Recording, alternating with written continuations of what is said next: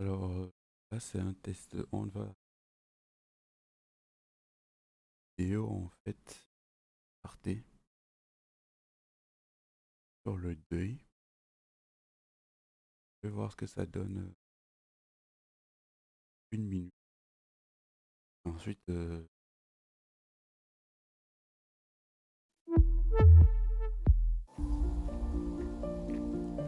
La perte d'un proche, une épreuve non seulement psychologique, mais aussi intimement liée au corps. Katy Bieber en a fait l'expérience lorsque sa sœur est décédée, mais elle a trouvé sa propre voie, celle du sport, pour panser ses plaies.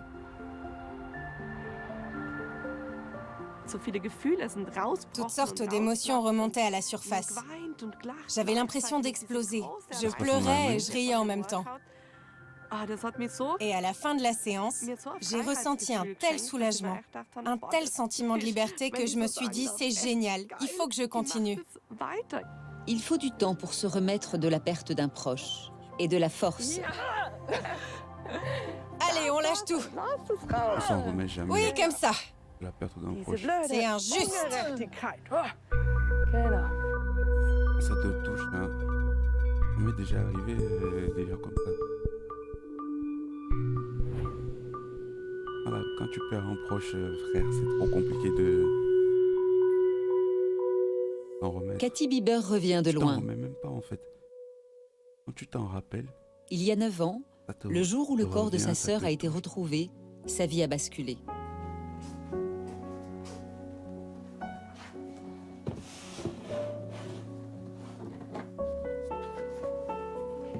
Après plusieurs semaines d'incertitude, la nouvelle tombe comme un coup près. À tout juste 21 ans, Larissa a été assassinée. Ah, ah ouais, mais ça, je m'en remets jamais, frère. Assassiner, c'est un peu une mort naturelle, un truc du genre. C'était avec intention. Wesh. Vous avez du mal à comprendre ce qui se passe. Et vous avez l'impression que c'est une part de vous qui est morte. C'est assez difficile à décrire. Mais je me souviens que j'étais là, assise, le regard fixé au sol et que je me répétais « c'est pas possible, c'est pas possible, c'est pas possible ».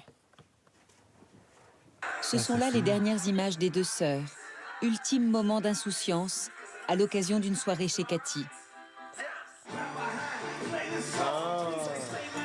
Quelques heures plus tard, Larissa était tuée par son compagnon. Le mobile, la jalousie. Oh mon dieu. Oh putain. Larissa est d'abord portée disparue. Les enquêteurs remuent ciel et terre pour la retrouver. Des battues sont organisées. Puis au bout d'un mois, son corps est enfin localisé dans une rivière. Oh le fils de pute.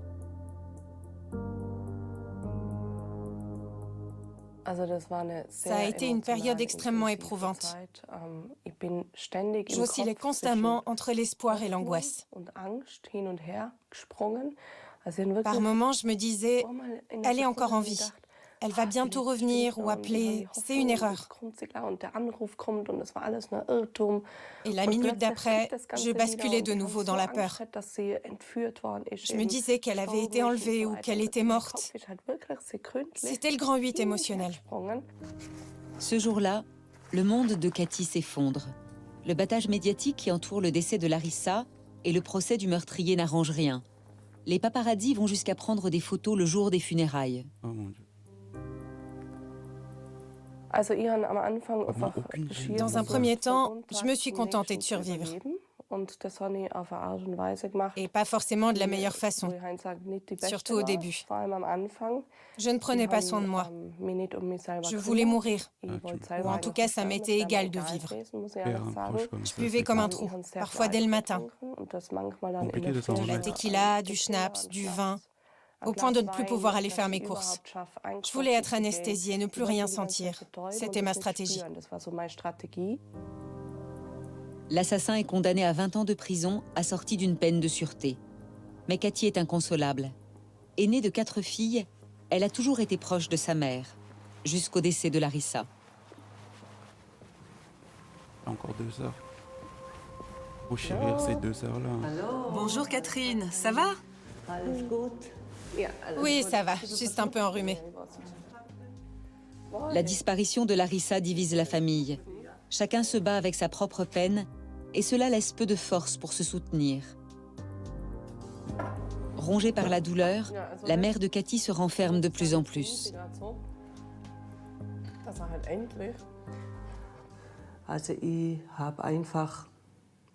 J'étais devenue un robot.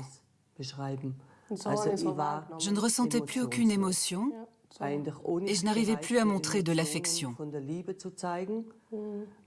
J'étais vide à l'intérieur. Je n'avais plus rien à donner. Et tu étais complètement verrouillée. Oui, mon cœur s'était pétrifié. C'est ça, pétrifié. J'étais devenue hermétique. Je n'arrivais plus à prendre quelqu'un dans mes bras. Je ne pouvais plus supporter aucun contact physique. Les cartes de condoléances, Franziska les a toutes gardées. Le voisinage multiplie les marques de sympathie, mais la douleur est trop vive et la famille se déchire. On se disputait sans cesse. Il y avait beaucoup d'incompréhension. Quand vos propres sentiments deviennent inaccessibles, comment voulez-vous comprendre vos sœurs ou vos parents? J'étais complètement dépassée. Parce qu'en vrai, quand j'y pense, bon, c'est mon avis, mais si tu perds un membre de la famille proche en plus, genre c'est ta sœur, et vous avez d'autres membres, t'as d'autres frères et sœurs autour, la mort de ta sœur, surtout dans le cas où elle a été assassinée comme ça devrait pas vous déchirer. C'est là que vous devriez, ça doit vous ça doit renforcer les liens. C'est là que tu réalises en fait que mes autres frères et sœurs peuvent mourir aussi, donc il faudrait que je les chérise un peu plus. Ça vient de quelqu'un, non, pas c'est quoi, avoir des frères et sœurs. Mais je me dis que quand t'en perds un, c'est là que je devrais te dire que, bon, j'en ai d'autres, peut-être que je prenne en deux, que je les chérisse un peu plus parce que je sais pas quand est-ce qu'ils vont disparaître. La mort de la première personne, tu t'y attendais pas, donc faut te préparer à la mort de l'autre, on te préparer peut-être à ce que toi tu meurs avant eux. Bon, je suis fils unique, je n'ai absolument aucune idée de ce que c'est qu'avoir un frère ou une sœur. Et dans ces cas-là, on se fait des reproches. On n'arrêtait pas de se quereller. On criait beaucoup. À tel point que j'ai pensé un moment, et pendant un certain temps, que notre famille n'allait pas survivre à cette épreuve, qu'on allait partir chacun de notre côté. J'ai cru que la famille allait éclater. Ouais, moi aussi.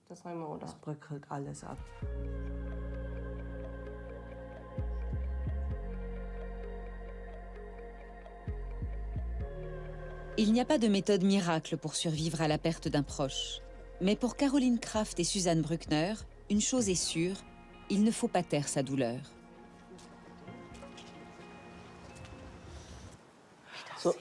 Ça m'irait bien, moi aussi, un mausolée avec des anges. Le problème, c'est que dans nos sociétés, on considère que le deuil, c'est quelque chose qui relève de la sphère privée, quelque chose de personnel que l'on fait dans son coin. On peut à la rigueur s'autoriser à pleurer au cimetière, mais sinon, c'est quelque chose qu'on ne doit pas montrer. Et moi, je trouve que c'est absurde. La perte d'un proche et la tristesse, ça fait partie de la vie. Quand on pleure la mort de quelqu'un, ça veut dire qu'il y a de l'amour.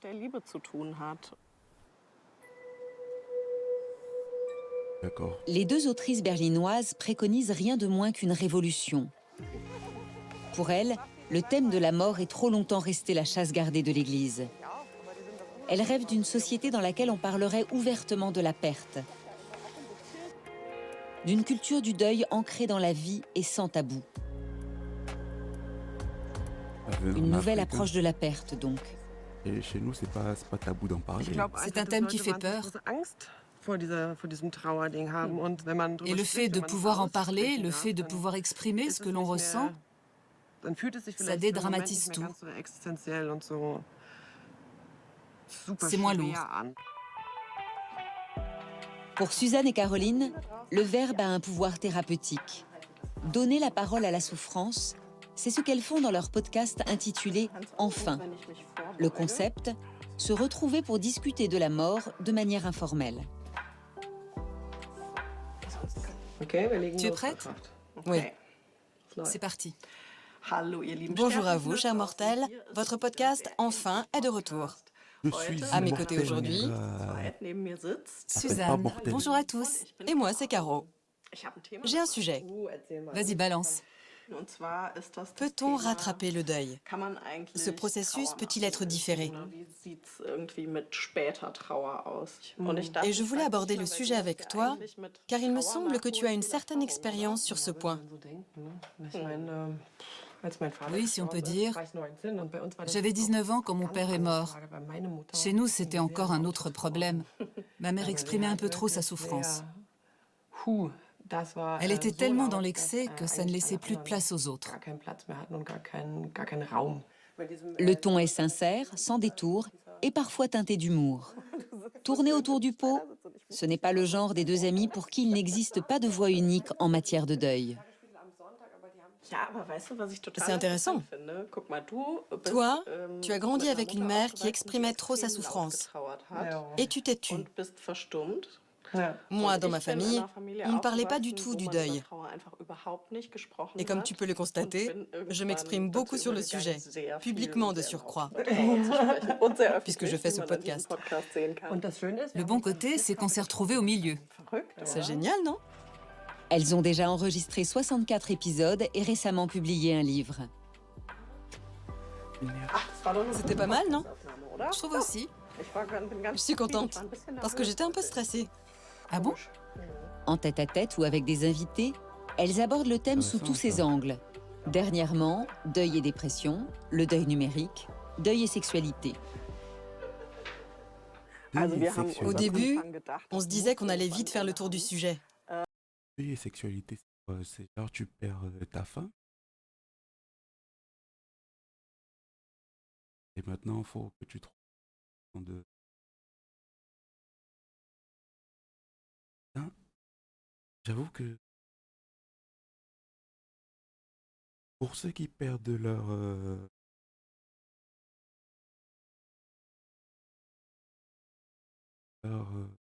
significant others, comme je sais plus c'est quoi l'expression.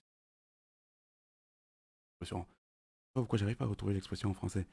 Mais pour ceux qui perdent leur, en quelque sorte, significant, leur moitié, voilà, en quelque sorte. Oh, dire que tu vas te remettre avec quelqu'un d'autre alors que tu as vécu un temps avec quelqu'un, tu vois, je peux pas comparer ça j'ai voulu je voulais comparer ça à genre si tu ne me fous pas pour passer à une ou pour partir avec une autre. Mais ça, la meuf, elle a envie. Mais là, la meuf, elle te quitte, mais elle meurt, quoi. Comment tu fais?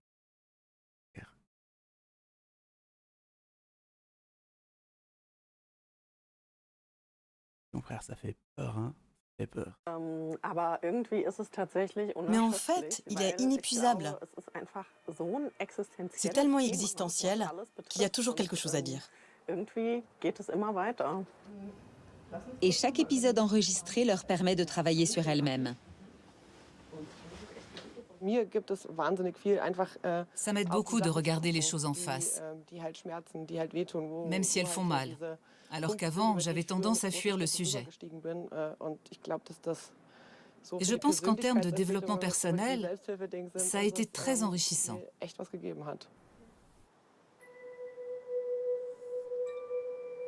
Pour Anne Montsheim, cette nouvelle approche de la mort ne passe pas seulement par le verbe, mais aussi par la créativité et les couleurs. À Hambourg, la jeune femme tient une petite boutique baptisée « Vergiss mein nie », « Ne m'oubliez pas » en français. Elle y propose un atelier sur le thème du souvenir. Je prépare les fournitures. Vergiss mein nie. Je le dis Il bien. faut qu'il y en ait assez pour tout le monde.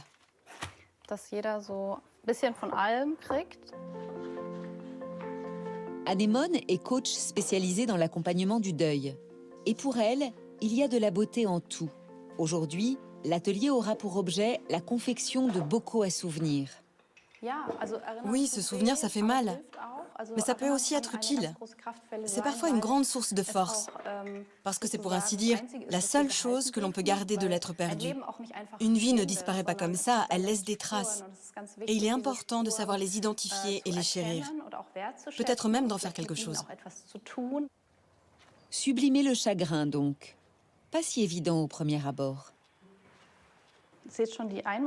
Aujourd'hui, on va travailler avec ces bocaux qui vont accueillir tout ce que vous souhaitez raconter sur l'être que vous avez perdu.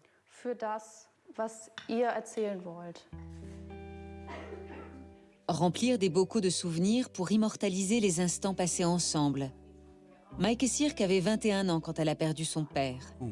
Dans sa capsule temporelle, elle enfermera entre autres les moments partagés au Danemark, où il avait l'habitude de l'emmener.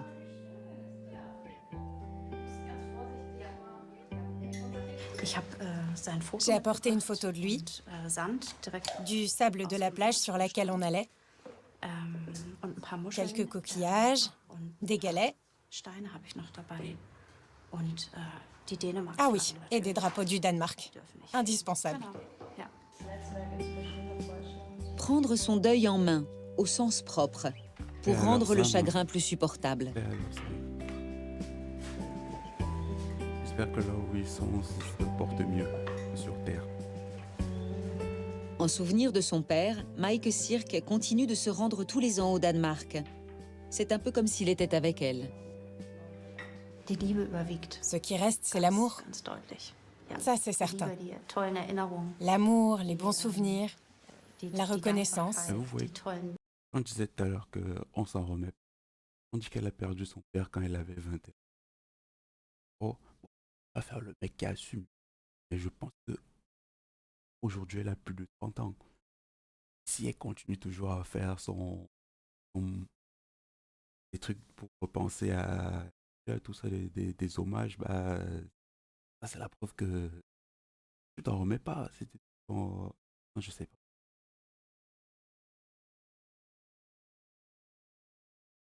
Ouais.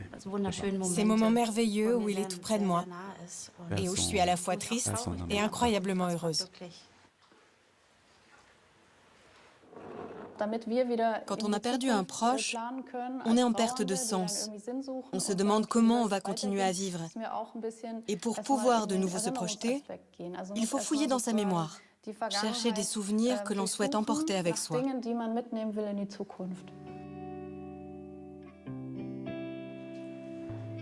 Réapprendre à envisager l'avenir. L'avenir, Katy Bieber s'est longtemps demandé si elle le connaîtrait, car la disparition brutale de sa sœur n'a pas eu que des répercussions psychologiques sur elle.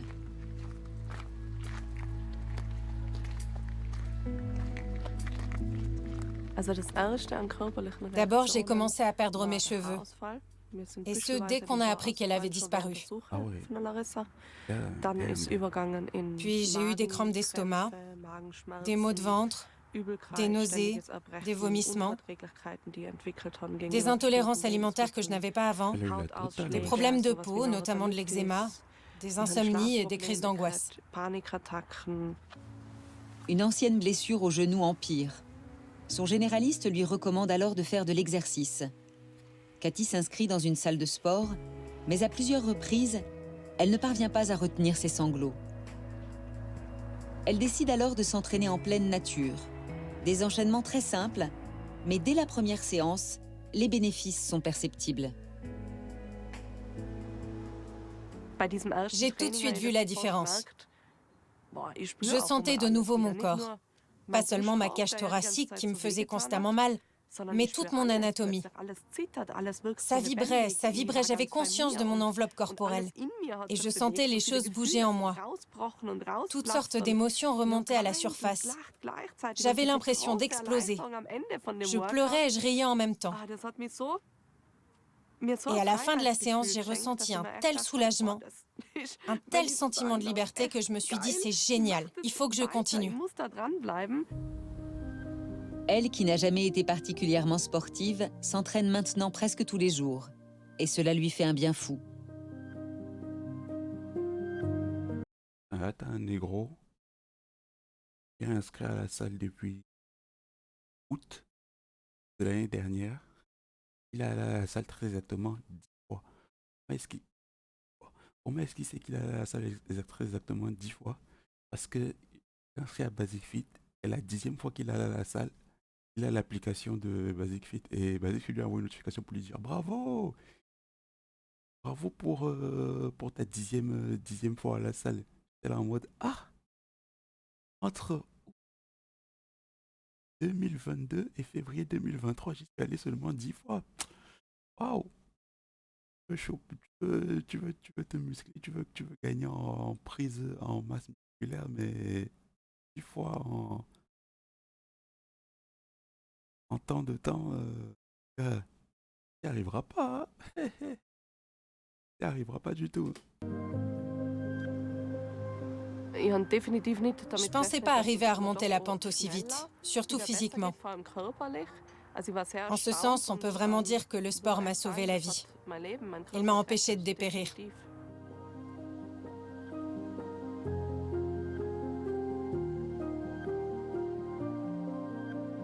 Laisser libre cours à sa Allez, en peine et en Autriche. faire une force, Caroline Kraft et Suzanne Bruckner ont elles aussi réussi cet exploit. Leur podcast était d'abord un moyen de panser leurs propres plaies, car toutes deux ont perdu un proche dans des circonstances particulièrement difficiles à accepter. Dans le cas de Caroline, son compagnon, Stéphane, s'est donné la mort. Je suis J'étais complètement anéantie. Je n'étais plus capable de rien.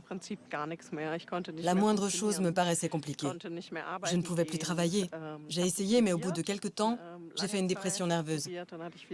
Puis j'ai encore essayé, et ça allait à peu près. Jusqu'à ce qu'un jour, je me rende compte que j'étais à bout. Il fallait que je fasse le vide, et c'est ce que j'ai fait. Mais pendant longtemps, j'ai eu l'impression d'être face à un trou noir, et je ne savais pas quoi faire.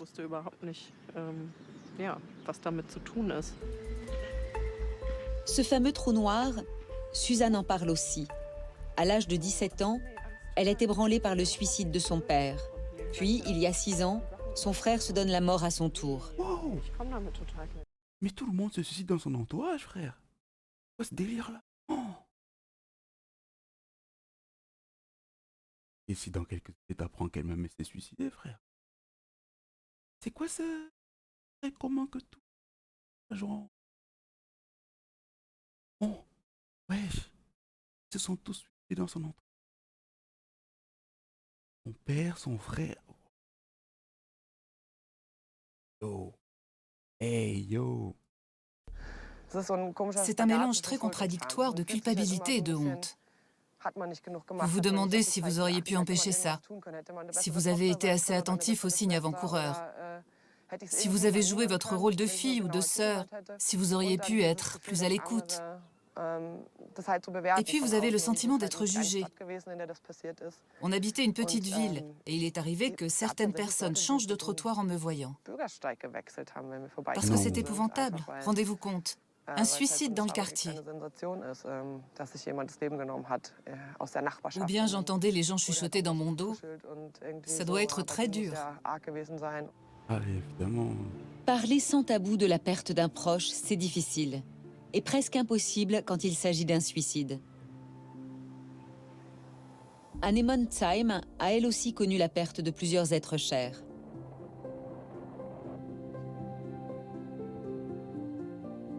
Sa sœur, fauchée en pleine adolescence, et sa mère, après un long combat contre le cancer.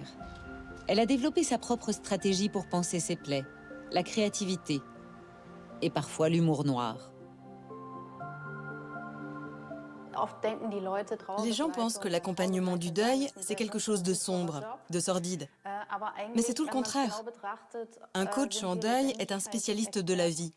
Il aide ses clients à se sentir de nouveau vivants et à pouvoir continuer d'exister. Notre rôle, ce n'est pas d'encourager la torpeur, l'inertie, c'est de faire en sorte que les personnes qui ont perdu un proche retrouvent goût au bonheur. Alors dans ce sens, notre expertise, ce n'est pas la mort, mais la vie. Anémone n'est jamais à court d'idées. D'accord. Ça, c'est pour les percussions. Elle est bien entourée. Le mot d'ordre, couleur et expérimentation. C'est bien, elle, hein? Elle, là. Oh. Peut-être qu'il y a juste la dalle, c'est tout. Faut m'excuser. C'est pas ce cerveau-ci qui réfléchit. Le prochain atelier, l'équipe a fabriqué des instruments de musique à partir d'objets récupérés. J'ai trouvé l'idée sur Internet. Malheureusement, c'est pas moi qui l'ai eue. Mais j'ai trouvé ça sympa. On va former un groupe. Le principe, quand les mots font défaut pour exprimer la tristesse, bruit et son peuvent parfois prendre la relève.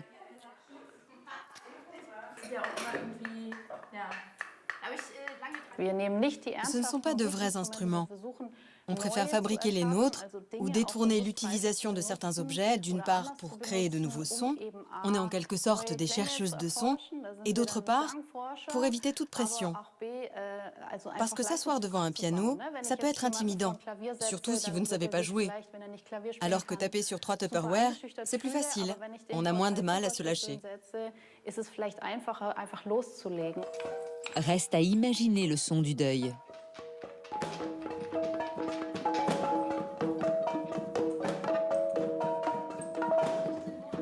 Oh, du deuil.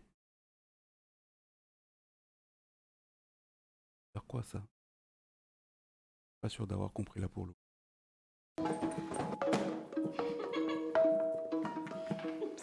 Ça le fait. Anémone forme également la relève.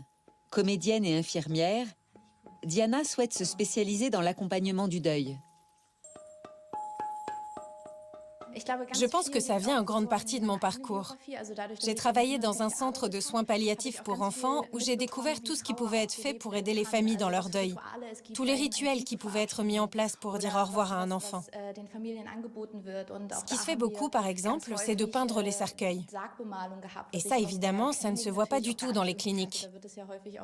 On a plutôt tendance à ne pas parler de la mort. Et j'ai beaucoup apprécié de découvrir une autre culture du deuil. Et dans ce cas, en apprendre plus sur la culture du deuil, il faut venir en Afrique. Venir en Afrique. On a une vraie culture du deuil. On sait faire le deuil, célébrer le départ de quelqu'un vers un nouveau monde.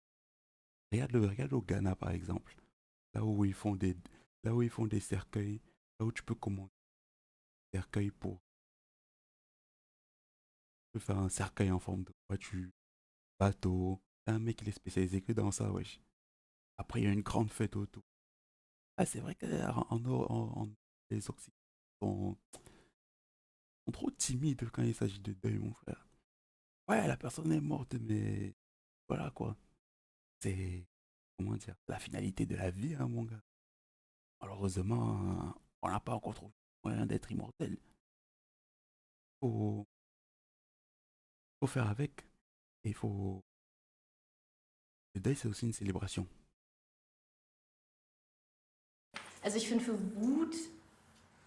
Pour la colère, j'opterais pour quelque chose de brutal.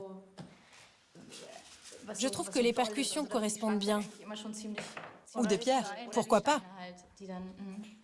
C'est toujours brutal, la colère? Pas forcément. Mais ça va crescendo. Ça s'intensifie. Alors que les pierres, ça fait un bruit sec.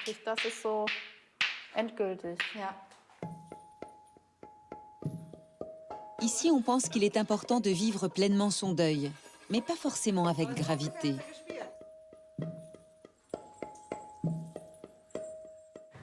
On a de la chance, il ne pleut pas. Katy Bieber, elle aussi, a dû se réinventer pour remonter la pente. Et aujourd'hui, elle a décidé d'aider les autres à son tour. Expire, pivote et stop. Tu peux dire stop à voix haute. Elle a fait du deuil sa profession et accompagne ceux qui, comme elle, ont été confrontés à la perte d'un proche au travers d'un programme sportif spécialement pensé. Hey, Domios, Je me protège, il y a Decathlon là-bas aussi. comme ça. On inspire, on revient. On expire, stop. Une discipline qu'elle a baptisée le sport de l'âme. L'objectif, être bien dans son corps pour être bien dans sa tête et surmonter la perte. Le but, c'est d'apprendre à accepter tes angoisses, de ne pas essayer de lutter. Quand tu as peur, ton cœur s'accélère. Et tu peux parler à ton angoisse. C'est pas grave que tu sois là. Tu me montres ce dont j'ai besoin. Je sais que tu sers à quelque chose. Ça permet aussi d'exorciser la peur de la peur. Du sport, des exercices de respiration et beaucoup d'échanges. C'est la recette secrète de Cathy pour aider les personnes endeuillées à identifier ce qu'elles ressentent et à lâcher prise. Et tu te relèves lentement, comme ça.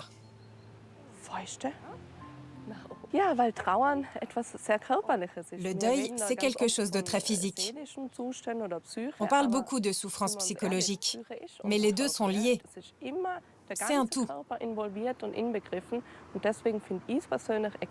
Alors je pense qu'il est très important de tenir compte du corps et de l'intégrer au travail du deuil. Sabine Storm fait appel au service de Cathy depuis le décès de son père, il y a 6 ans, des suites d'un cancer. Cancer, c'est vraiment une Raconte, grosse merde, comment cette ça va en maladie. ce moment? Ok. Je suis très tendue. J'ai J'ai beaucoup de colère en moi. Dimanche, c'est l'anniversaire de papa, et le vendredi qui suit, c'est le jour de sa mort. Et c'est une période de l'année où je suis toujours très irritable, Putain, et moi, très stressée. intervalle de quasiment une semaine après ça. Longtemps, Intervalle de Sabine quasiment s'est une semaine. efforcée de refouler sa rage. Avec Cathy, elle apprend désormais à exprimer ce qu'elle ressent sans retenue.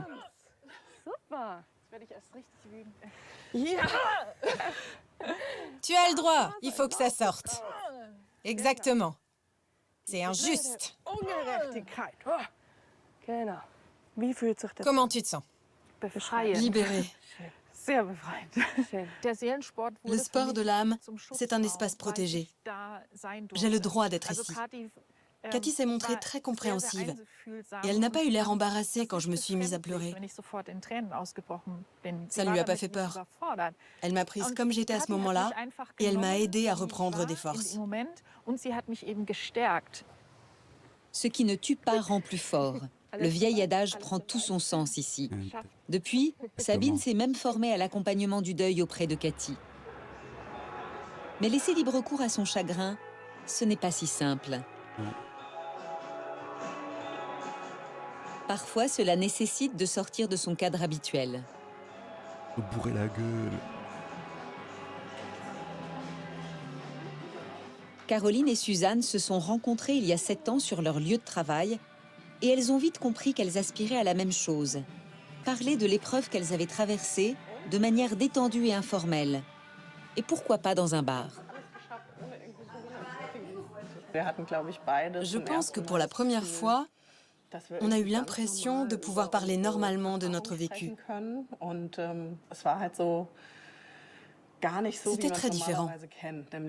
Par contre, le documentaire, c'est uniquement en Autriche et en Allemagne. Il n'y a pas de cas en France où ça existe, ça?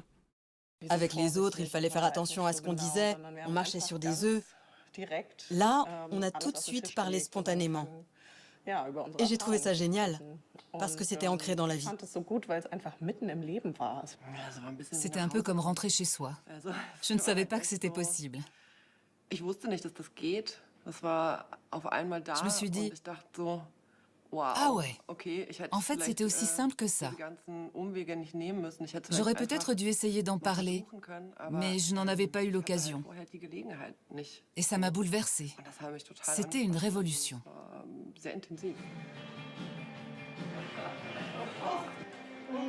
Les collègues deviennent amis et se retrouvent régulièrement pour parler de leur expérience du deuil, parfois le soir autour d'un verre. Elles se disent alors que leur conversation pourrait profiter à d'autres. Et c'est ainsi que naît l'idée de leur podcast.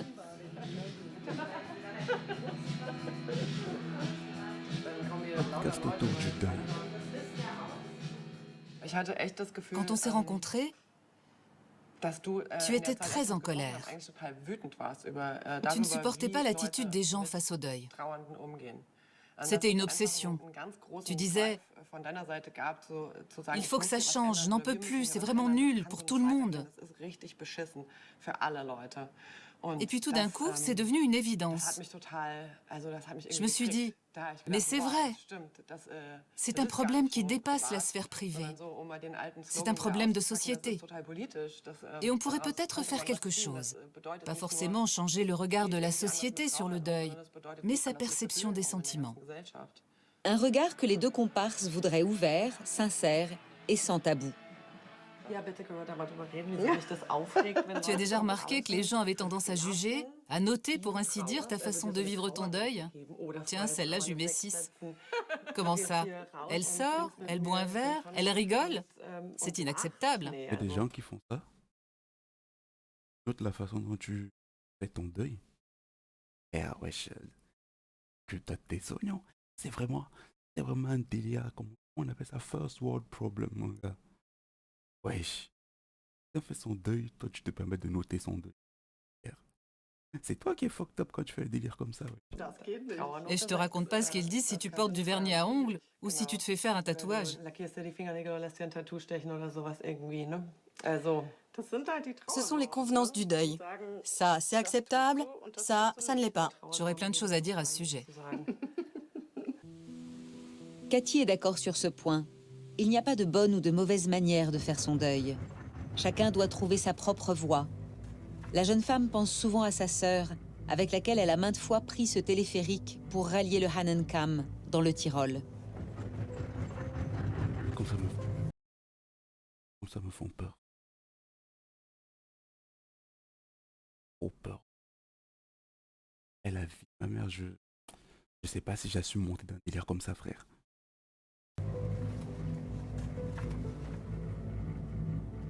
Je ne pense pas que le deuil s'arrête un jour, mais il évolue. Il devient moins accaparant, moins terrifiant.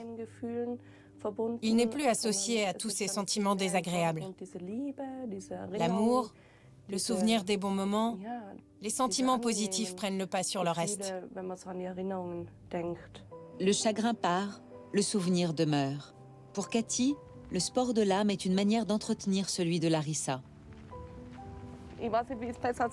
C'est difficile à expliquer, mais c'est ce qui me motive. Elle est derrière chaque personne qui vient me voir. C'est un peu comme si elle était encore vivante. Évidemment, ça fait aussi un peu mal. Mais après tout, c'est ça le deuil. Elle va me faire pleurer, celle-là, wesh. Cathy a écrit d'innombrables lettres à sa sœur qu'elle a rassemblées dans un journal intime. Elle y exprime ses peurs, ses préoccupations, mais aussi ses espoirs et sa reconnaissance.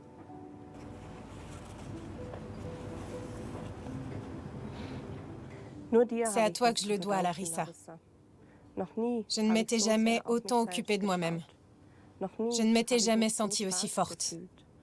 Si ta mort doit avoir un sens, c'est probablement celui-ci. J'ai appris à me respecter, à faire attention à mon corps et à prendre soin de moi.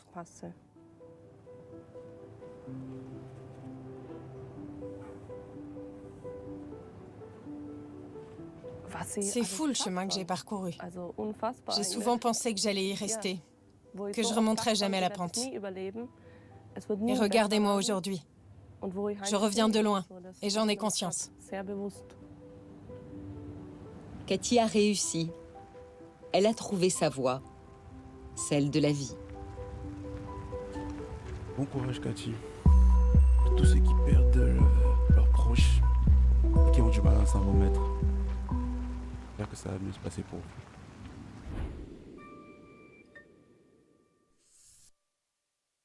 Merci, Arte. C'est très intéressant.